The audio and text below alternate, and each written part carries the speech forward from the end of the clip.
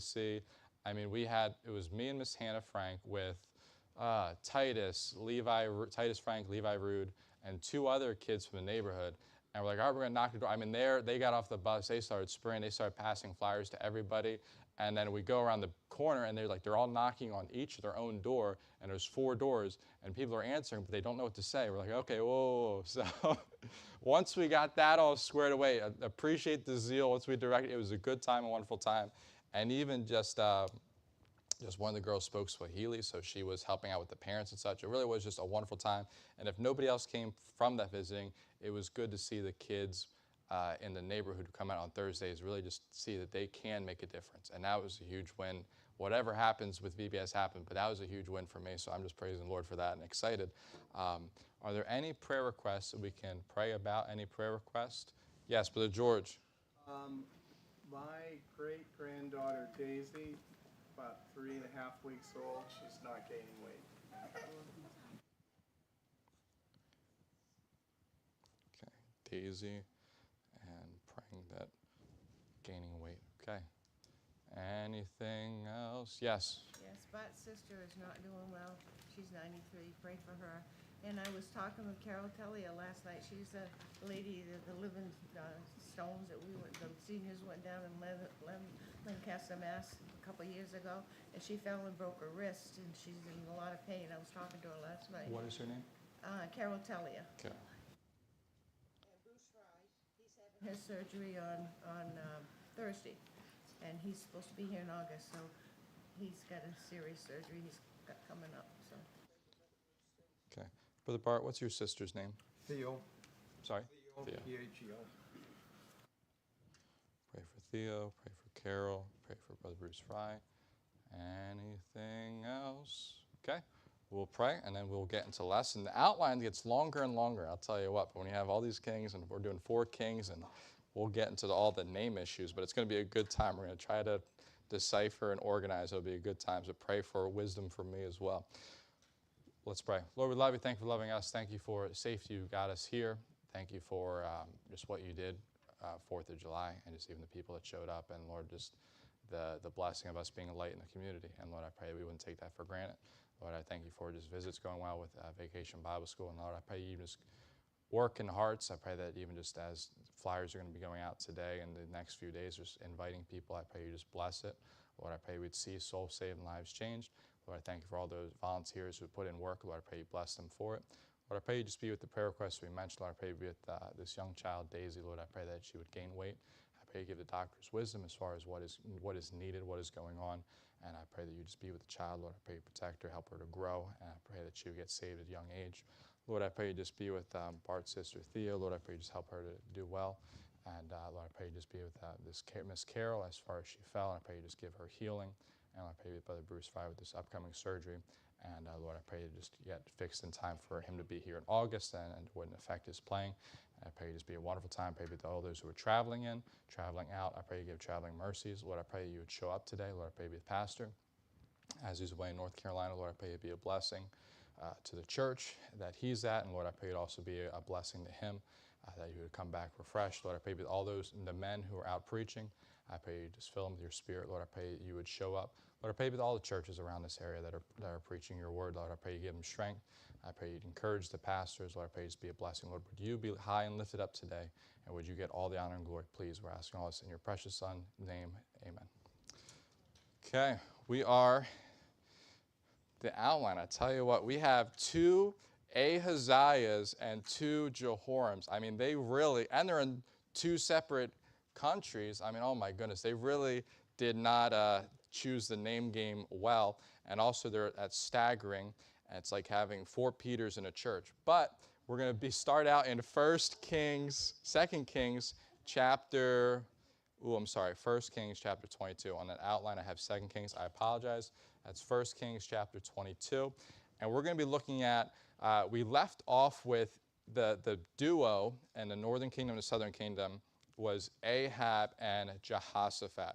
Ahab and Jehoshaphat.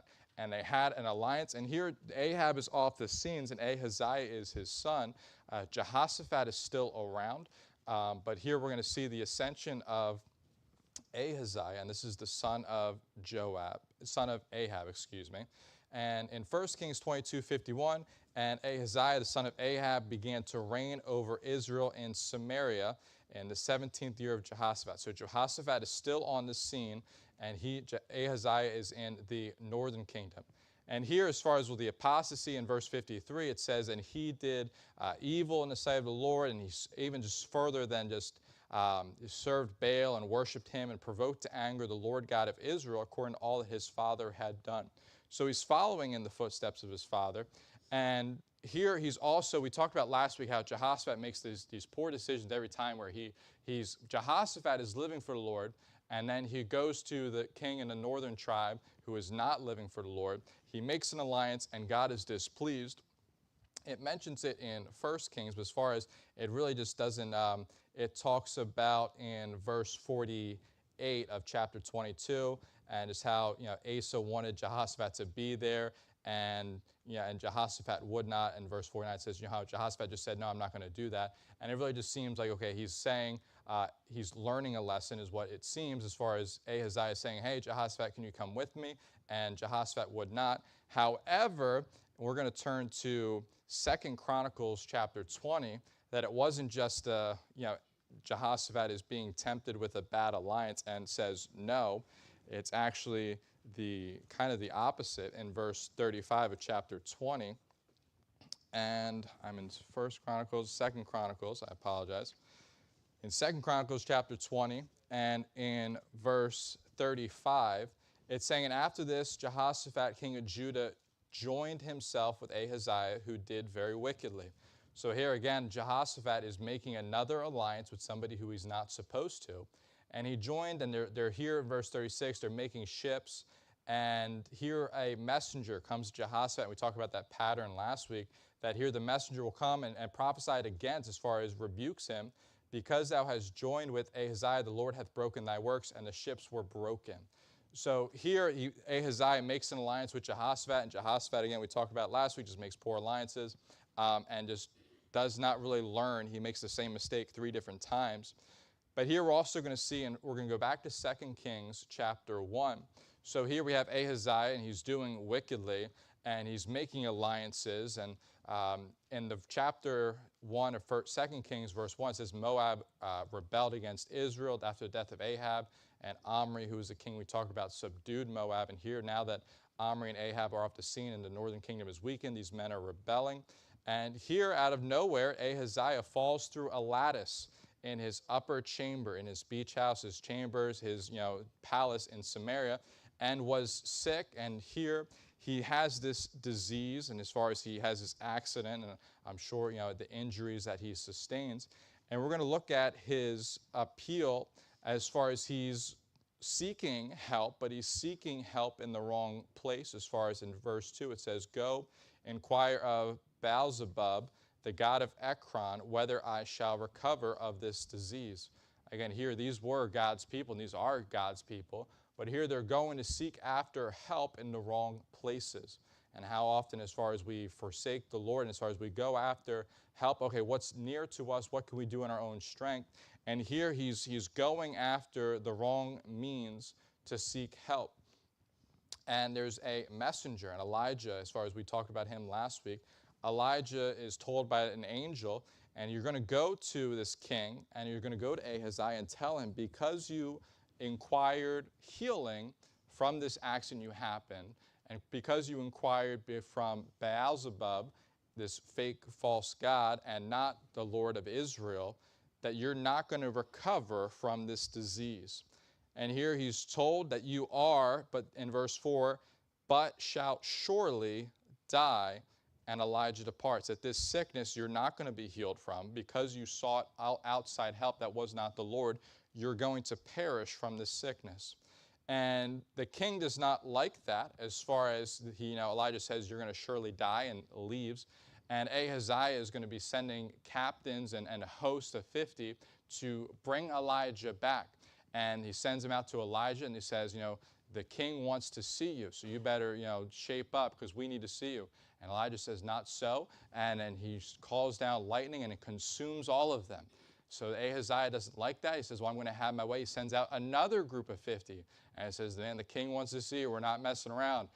And Elijah calls the same thing. Lightning strikes them all and consumes them all.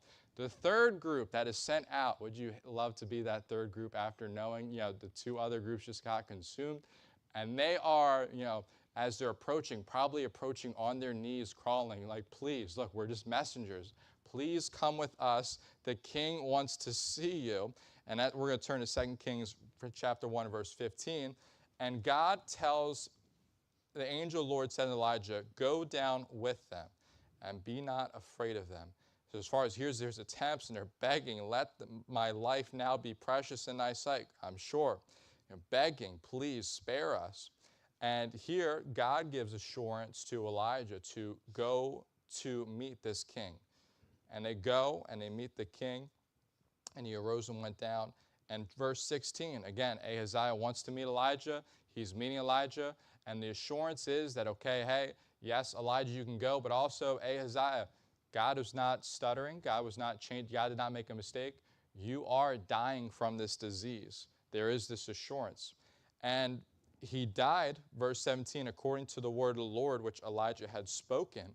And here, because he has no kin, as far as he has no sons, and Jehoram, as far as reigned in his stead, in the second year of Jehoram, the son of Jehoshaphat. So now we have two Jehorams reigning at the same time. And it's going to be really getting tricky here.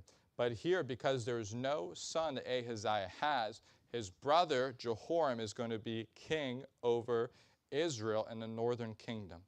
Now we'll turn to 2 Kings chapter 3. In 2 Kings chapter 2, Elijah is the prophet at that point, and Elijah is passing off the scene, and now we have Elisha, okay, you got all that, two Ahaziahs, two Jehorams, Elijah, Elisha, okay, I hope we got all those names in place, right? If you need help, we have the timeline, still $4, okay? So, I'll slide that in there, and free shipping, okay? So, all those things. Now we have Elisha is on the scene, and we're going to see the comparison. We have Jehoram is, you had Ahab, the most wicked king, as far as it says there wasn't a man who did more to provoke the Lord to anger than Ahab. Not the friend of God, that's for sure. But here, Jehoram, and we're going to see the comparison. And now we have to be careful. What makes a king a good king or a bad king is if they truly turned to the Lord and truly removed idols. And in our human reasoning, we'll see that, okay, well, he's not as bad as this, and he's not as bad as this, but what makes a king a good king and a bad king, and there's a lot of good things that Jehoram will do, but he's still cleaving onto these idols that Jeroboam made. And that's what's ultimately going to determine whether they're a good king or a bad king. Yes, you're doing a good things, and we'll get into that, but you're still you're still having this closet sin you're holding on to, and you're still causing idolatry in Israel. So we're going to see a lot of good things, and I'm getting ahead of myself, so we'll get back into it. You see a lot of good things, but we can humanize, okay, but no, in God's sight, no, if there's idolatry, you're not getting rid of it, you are not a good king. But here in chapter 3, it says, verse 2, he wrought evil, as far as he's doing wickedly, but not like his father. And the comparison as far as him between Ahab, again, his father, you talk about the worst pairing of parents and terrible parenting, and how could anybody come out of it? You had Ahab and Jezebel, and probably, they would not get the number one dad mugs and number one mom mugs. But here they're wrought evil, but not like his father and like his mother, for he put away the image of Baal, and even so much that the one that his father made, Ahab made, he's putting away Baal. Nevertheless, he cleaved unto the sins of Jeroboam, the son of Nebat. Again, that golden calf that they built way back when, which made Israel to sin, he departed not therefrom. So yes, he's not as bad, but he's still a bad king because there's still idolatry in Israel. And here we're going to see in chapter 3, we're going to see the coalition as far as here.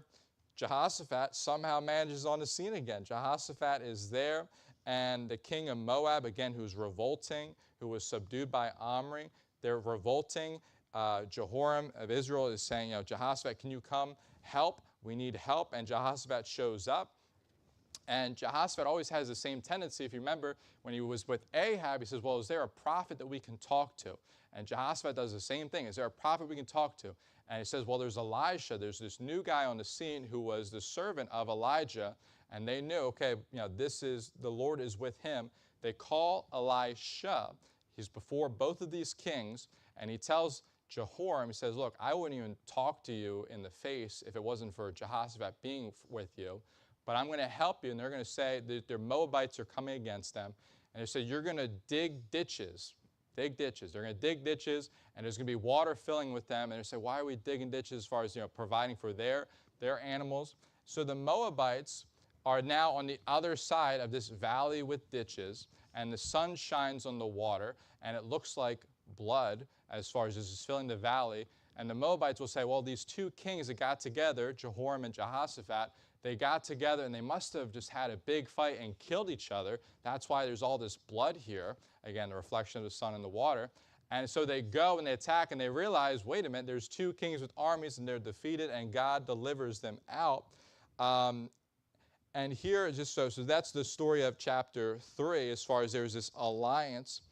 And then also we'll look at chapter 5. And here Jehoram is not mentioned explicitly by name, but as far as he's the king of Israel at this time, we're going to hear the story of Naaman.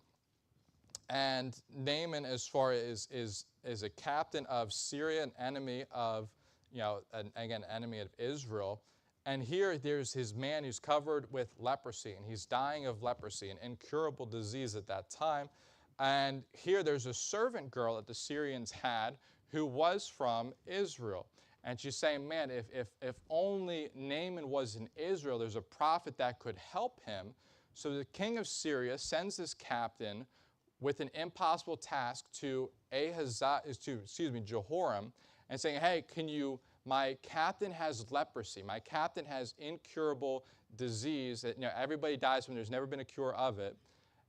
I need you to fix this. I heard you can fix this. And here, Jehoram is given this impossible task. What am I going to do? How am I supposed? This king of Syria is using this as a strategy where if he dies because he knows it's incurable, that the Syria is going to have a justification to attack me. What am I going to do? He starts renting his clothes, panicking, what am I going to do? And here it says, even Jehoram saying, am I a God? I can't restore him. And Elisha heard that the king of Israel rent his clothes. And here it says, and Elisha saying, why are you renting your clothes? Let him come to me and I'll take care of it. And Naaman is healed miraculously through Elisha. Again, we're not really talking about Elisha. We're talking about just the king Jehoram. But here he is having this meeting with this captain. We'll turn to chapter 6. Again, here we'll see all of these interactions between Jehoram and between Elisha, where first, Elisha is always in the picture and always helping him, and just always this relationship that's here. In 2 Kings chapter 6, again, armies and fighting, all those things, and the king of Syria warred against Israel. Now, it wasn't because of, they didn't, fix Naaman or whatever. It's just that it happens. You'll see people will quickly forget Syria is always fighting against Israel. But here, they're there, and the king of Syria has counselors, and he's saying the counselors are telling him, hey, you need to attack Israel from this location and this location. And then they're wondering, wait a minute, every time we go to this location, Israel is not there. And they're warning him, and they're trying to figure out, why are we're conspiring in secret, but every time we go, they're not there. And the king of Israel sent to the place in chapter 6, verse 10, and the king of Israel sent to the place which the man of God told him and warned him of, and saved himself there not once nor twice. And it's here as far as, okay, here the king and their army is being bailed out, that somehow, again, God is in the picture. God is telling Elisha, hey, this is what they are conspiring over here. So even though here you have this word, they took counsel, here's where we see this counselor, that here, now this king is saying, well, how are they figuring out, is there a mole in the system? What is going on? How do they know where I'm going to be? And the king of Syria is told, well, there's a man of God, Elijah, nobody is betraying you, king. in verse 12. But Elisha the prophet, that is Israel, telleth the king of Israel the words that thou speakest in thy bedchamber. King, you can't even get a word out in secret. God knows. And isn't that a danger that God hears every single word in secret? But here, and might just tell the man of God. But I don't think he does that too much these days. But here he's telling Elisha. And here he's saying, okay, well, we got to get Elijah. We got to figure out where he is. Where is Elijah? We need to kill him. They figure out where Elijah is. They surround the city, and Elisha is there. You'll see this, the compassing, as far as they surround the city where he's at, where Elisha's at. And his servant, Elisha's servant, is panicking, saying, what are we going to do? How is this going to happen? They're here to kill us. They're here to get you. I'm stuck with you. I'm in this boat with you. And Elisha says, breathe. And he says, he prays that, God, would you open the eyes of this servant? And here, when the servant goes out to the window again and looks, he sees this flaming multitude of, therefore, he sees, fear not, I'll pray to open the eyes, and the mountains was filled of horses and chariots of fire round about Elisha. So here, yes, they were surrounded by this army, this compassing, but bigger than that, God was surrounding this enemy army, and God was taking care of them. And God smites the armies that's around these two men with blindness. And Elisha leaves where he's at, and they're fumbling around, and Elisha goes to the captain and says, hey, where are you looking for? And they're telling him where they're looking for. We're trying to find Elisha. And he says, well, I'm going to direct you to where he is.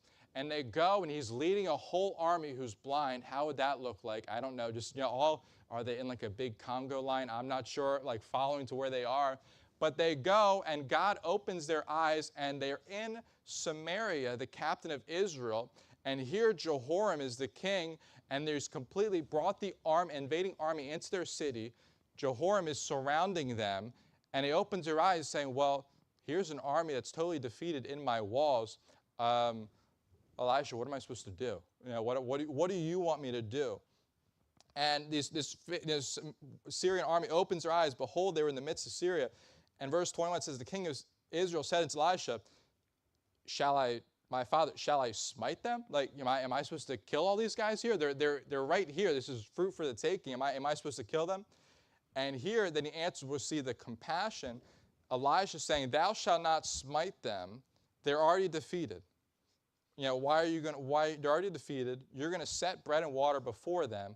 You're going to give them food, and you're going to let them go. And here they prepared great provision. And so the bands of Syria came no more into the land of Israel. As far as he's preparing, they're taking care of them. And just what a miraculous thing. And here is, again, Jehoram sensitive to the man of God. Okay, here's an invading army. What am I supposed to do? And here he's seeking counsel. So there is, again, those good traits of a bad king. But again, we can't humanize too much. But here he's saying there is still the sensitivity.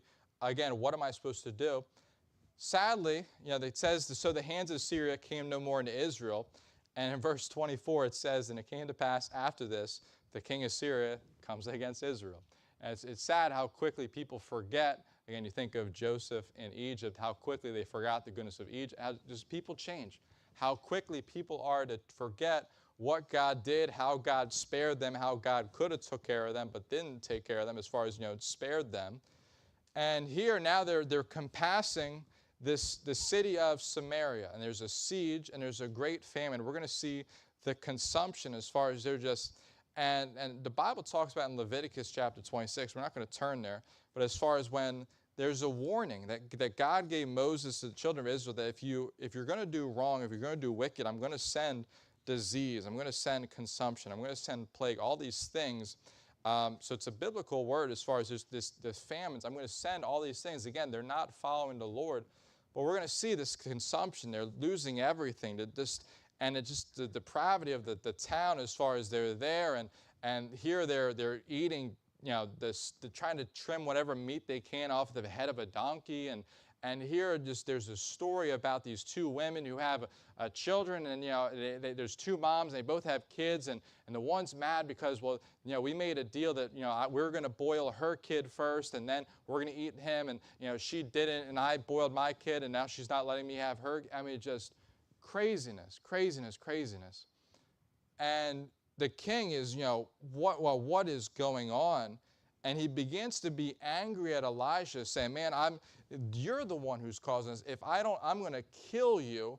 I'm going to do whatever I can to find you and take care of you. What are you doing, Elisha? And just this, the consumption is, as far as the famine, is the people, what they're consuming is ridiculous, as far as just how quickly people lose their minds in terrible situations. And in chapter 7, it says, Elijah says, hear the word of the Lord. Tomorrow about this time shall measure of fine flour be sold for a shekel. As far as here, the city that's starving, that is scraping for anything that they can eat, eating their children. I mean, just crazy. And here they're being told, tomorrow you're going to have so much food in abundance you won't know what to do with it.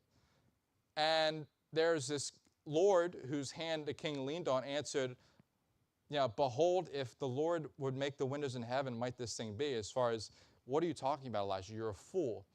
And he said, behold, thou shalt see it with thine eyes, but thou shalt not eat it. As far as here, Elijah is saying, you're going to see this miracle happen, but you're not going to partake of it. And here, there's lepers outside the gate, as far as when lepers in that time, they were cast out, and they're outside. And they're sitting, and they know, okay, they're besieged around the city. As far as they don't see the enemies, but they know they're out there. And these lepers are saying, well, what are we going to do? As far as if we go back in, there's no food anyway, so we might as well just go to this army and see if we can get some. If they kill us, so be it. At least we're not going to starve. So here they go out to where the army's encamped, and they see that there's nobody there.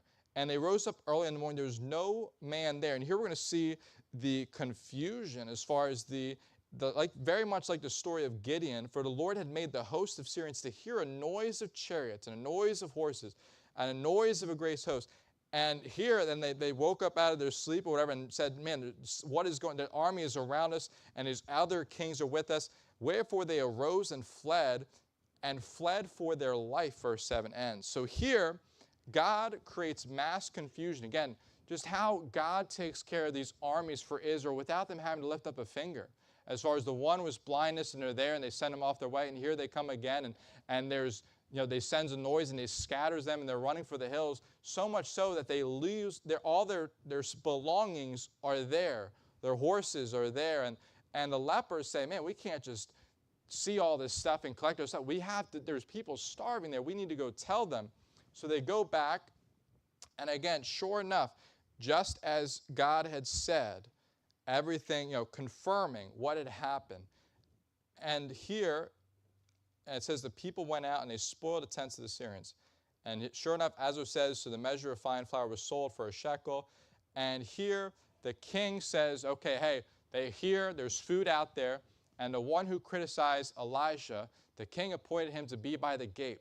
Picture Walmart Black Friday, okay? And he's the guy who's going to open the gate, and they're all going to run out and get food. And he's the guy who's opening the gate, and as he's opening the gate, there's the mass starving people. And they're more aggressive than just Walmart Black Friday shoppers. So they're there, and he's trampled to death. The very thing, just how it's, again, everything that God says will happen, happens. This is going to happen as far as there's going to be abundance of food. And because you denied the Lord, as far as you rejected the Lord, hey, you're going to see the miracle, but you're not going to experience it. And both things come to place all in one instance. We'll turn to chapter 8. As far as here, Elisha is there, and here the king goes to, there's this Shunammite woman who takes care of Elisha, and there's an older couple, and Gehazi is the servant of Elijah and said, and Elijah said, how can we be a blessing to them? And Gehazi says they want a son. The son ends up getting sick, and Elijah restores the son to life. And again, Gehazi, at the end of that chapter, becomes a leper. But here, there's this woman that's been taking care of Elisha, and she has a claim on land that there's famine, and she was told to go to the land of the Philistines for a few years, for 7 years. And God would take care of her. So she's coming back to Israel, and she's wanting, as far as they're very big on, we talked about Naboth's vineyard last year, again, land that was given to, it was more than just inheritance, it was their land. And as far as they preserved it, they passed it down. It wasn't just, well, I'm going to go sell the house and move somewhere else. It was like, no, this is your spot, you're going to take care of it. So here she leaves, but she wants to go to the king, and she's begging the king for, can I have the land that's rightfully mine back? And here, so she's on her way to petition to give a claim to the king, Jehoram. And here, while this is happening, Jehoram is going up to Gehazi, who's a leper at this point, so would be sitting outside outside the city, and he's going up to Gehazi saying, can you tell me all the good things that Elisha has done? And there's a certain level of, okay, he's humbling himself to go to a leper to hear all the great things that Elisha has done. Again, there's he's sensitive to the Lord in the sense of, man, can you tell me all the things that Elisha has done? But again, still is at the end of the day a bad king because he keeps the idols. And just at that time, where he's talking to Gehazi, and Gehazi is telling, man, you should have seen this. There was this woman, and she didn't have a kid, and she was older, and Elijah allowed her to get pregnant, and then the child died, and Elisha raised her life. And wouldn't you know, while they're talking, this woman comes up and says, Gehazi, well, you're not going to believe this, king. This is the woman right here. And here she then gives her claim and saying, hey, this is the land that's rightfully mine. And a king restores all of that, and even just she's been gone for 7 years, whatever crop, money for the crop, however, he restores 7 years worth of things to her. And again, that God takes care. But here he's that king at that point. And we'll turn to, at the end of chapter 8, again, sure enough, the Syrians are fighting again with Israel. And you're going to see that often. But as far as here, there is now Jehoshaphat has passed off the scene, and his son Jehoram is reigning. As far as, and I'm going to turn to chapter 8, verse 28. And it says, and went with Joram the son of Ahab, war with Hazael, king of Syria, Ramoth Gilead, and King Joram went back to be healed in Jezreel. Ahaziah is on the scene, but we'll explain that once we go. We're in Israel, and then we'll get to southern kingdom. But here he's makes a league with Ahaziah, the king of Judah, and he's battling the Syrians, and we'll go to this once we get through Jehoram. And he's battling, and he's wounded in battle. He goes back to Jezreel because he's wounded. And the story will continue. We'll get to him, and we'll turn to 2 Chronicles chapter 21. So the end of Jehoram right now is he's fighting again. He's wounded. He's going back, retreating, trying to heal up, and he's trying to recover from these wounds. We'll talk about Jehoram, and this is the son of Jehoshaphat. We talked about last week, how, yes, Jehoshaphat was a right king, but he made all these poor alliances, and it ultimately ruined his children. 2 Chronicles chapter 21 and verse 3, and I will turn there as well. And it says that Jehoram is there, and he's really co-reigning with his father as far as he's setting it up where he's in transition to become the next king. Jehoshaphat is still the king for a bit, but there's a few years, and if you see the timeline, there's a few years where they're kind of co-reigning, and that's really just to help with a smooth transition. That okay, this is going to be the next king, and hopefully there's a smooth transition of power. Jehoshaphat's getting older. And so now he's really being primed and prepped to be the next king. And Jehoshaphat we're going to see the designation that he is the next king. As far as he's co-reigning, and that's in 2 Kings chapter 8, they're reigning at the same time, verse 16. And here he's now on the throne, okay? His dad is no longer off the scene. His dad is officially passed. He was older, but still, the ceremonial king. Now he's fully in charge. And Jehoshaphat gives gold and gifts to all his children.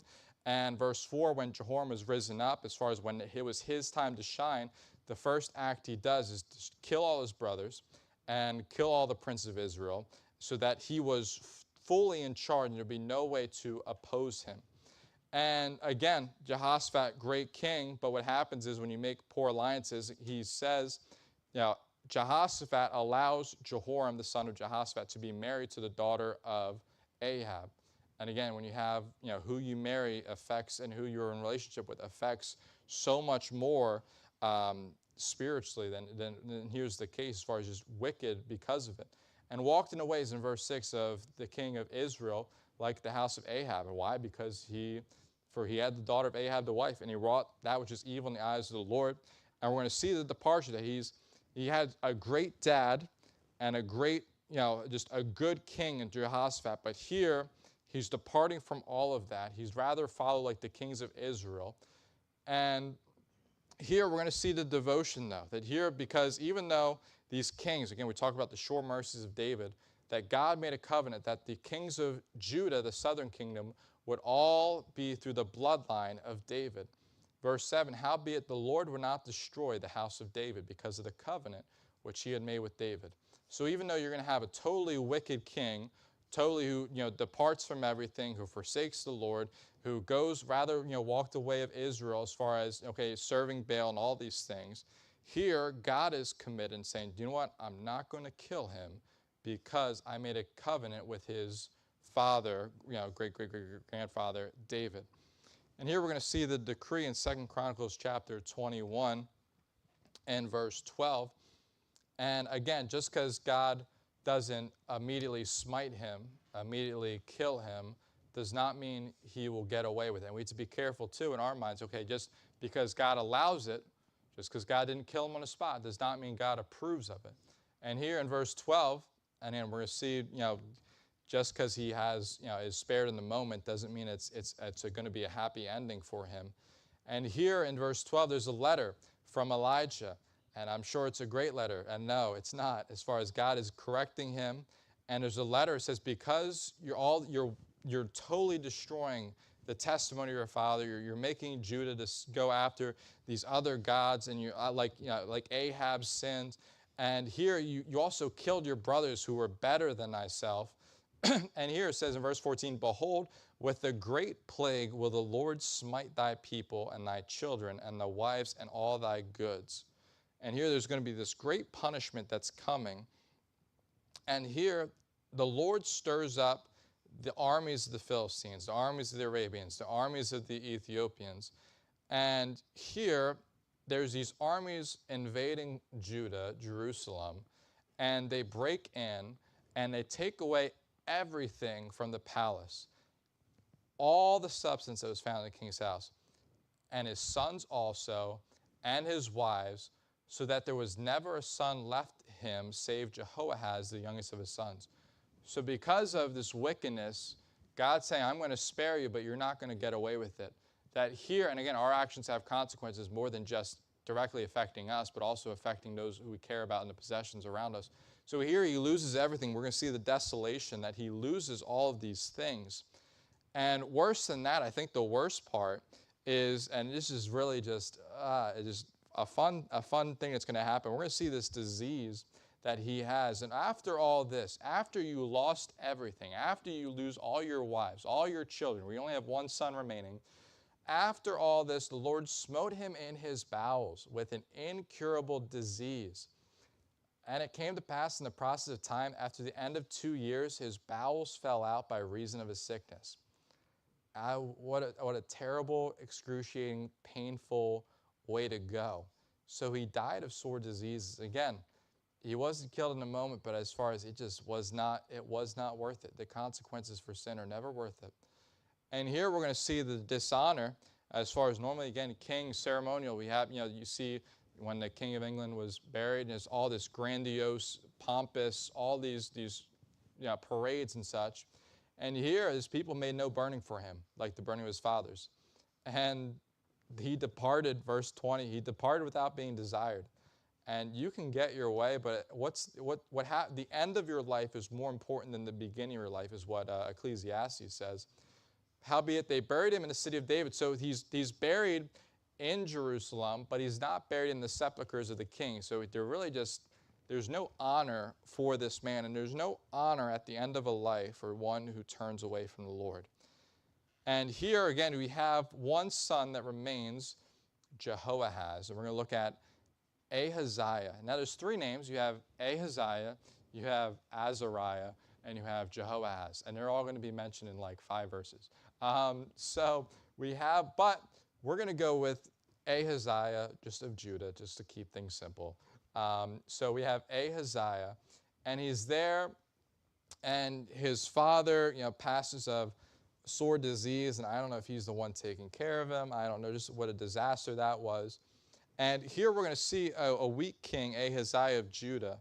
And he's a weak king, and we'll see his family as far as he's related to, Ahab. His mother is Athaliah, and he just, all these wicked family members that are there. And he's, technically Jehoram of Israel, who's the king still. Again, back in the outline, Jehoram Israel, it's his uncle. And again, there's this line of he's still affiliated with Ahab, and that's all through that intermarriage between Jehoshaphat's son and Ahab's daughter.